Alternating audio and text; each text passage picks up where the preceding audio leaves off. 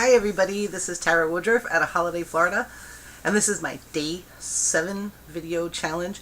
I tried to record really late last night, but it wasn't connecting, so phewy schmooey on that. Well, here I am, and it's connected, so I can make the video. What do I want to talk about today? Last night we were doing a group of masterminds and I get together twice a week, and we're studying right now. We do self-improvement or personal development books, and our first book here is Think and Grow Rich, and we're going over chapter 7, and chapter 7 is pretty intense and really long. It's almost 100 pages, so it's like, whoa, it's taken a couple of our sessions up, which is pretty cool.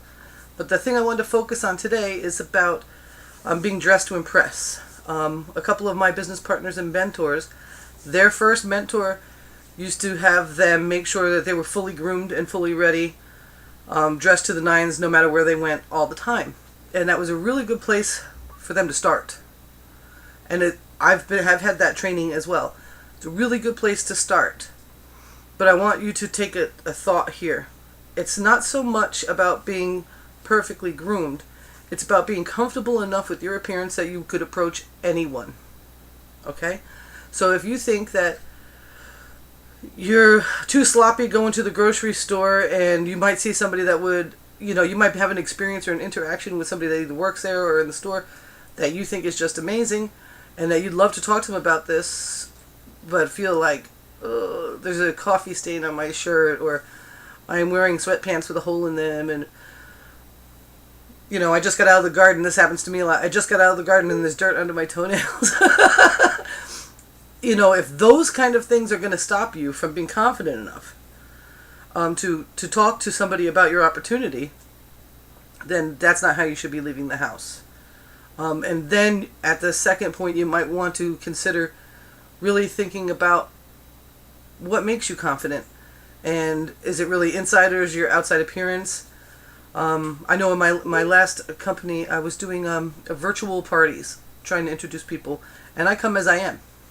And there's a really good reason for that, and I'll get to that in a minute. And I was talking to this woman about it, and she was like, well, maybe if you dressed up a little bit, and maybe you would attract more people. I don't want to attract more people. I want to attract the right people.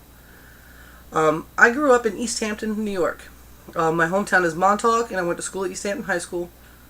And I have been around millionaires, billionaires my whole entire life. And I'm going to tell you what they look like. They always look good. Don't get me wrong, but they do not dress up to the nines unless they're going to some sort of event where they're going to have pictures taken of them. When they move around and go about their daily business, they are wearing, more often than not, really casual and maybe even pajamas. I'm not saying that those pajamas are extremely worn out. I'm not saying that they don't look good in them. I'm not saying that they have stains all over their clothes. That's not the case at all. Their hair may be really crazy, though, I tell you that. The difference I find between people that get dressed up all the time and somebody that lives life as they are with all the confidence within themselves are the difference between the people that are trying to get money and the people that have money. So maybe the first thing that if when you're thinking about this to eliminate is the trying. You're not trying to get money. You're merely attracting it into your existence because you deserve it. So get the trying part out. Second, never leave the house unless you personally feel comfortable enough to talk to anyone at any time about your opportunity. Because there's a 3-foot rule. And you're going to want to, every time you leave the house, talk to 1 or 2 or 3 different people. You're going to want to hand them your business card. You're going to want to get theirs. You're going to want to exchange information. You're going to want to set up a time to talk or chat. And if what you're wearing doesn't support the level of confidence you feel you need, then do your best not to leave the house that way. Do your very best. If you do not want to talk to somebody at all, you can leave the house any way you want. But let me tell you something. Those are going to be the times where someone's going to come to you. So never let them see you sweat. Never let them catch you out there. But do not be afraid of cut-off shorts, flip-flops, and a nice button-down linen shirt, because that's how rich people dress. Okay? The second to last job I had, I worked for a guy that had a big marina, and I ran the restaurant there. He wore t-shirts, shorts, and flip-flops every day, no matter what. He never showed up before 10:30. He didn't care if someone saw him smoke a cigarette. He was making money, and he didn't need yours. And if you wanted to make money with him or support his business, then that was your choice. The last job I had, I worked at Publix. Nobody there is rich. Some people are making okay money, but they're not enjoying making that money. And those people are the people that when you see outside of work are dressed up to the nines, walking around like they're going to run into some sort of opportunity that's not going to happen for them because they're an employee, and that's their mindset. They're always going to be an employee until they break out of it. So with that being said, the income producing activity of the day is, if you're going to go out of the house, dress enough for you. When you really get fully confident, pajamas aren't going to stop you from talking to somebody at all.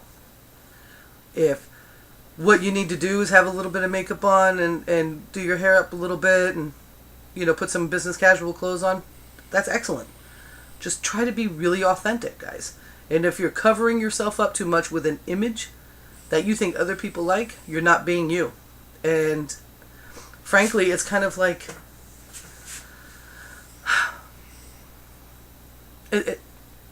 that wouldn't be the person I'd be attracted to. Granted, I want to see lifestyle. I want to see somebody living a lifestyle, maybe getting out of a higher end car, or stuff like that. But that all comes with time, and that's not vitally important. When you go down to the Hamptons or go down to your beach where there are mansions and whatnot, and you're going to see the difference between middle class and rich. The middle class, their car is in perfect shiny position. They're perfectly groomed. Their nails are perfectly done.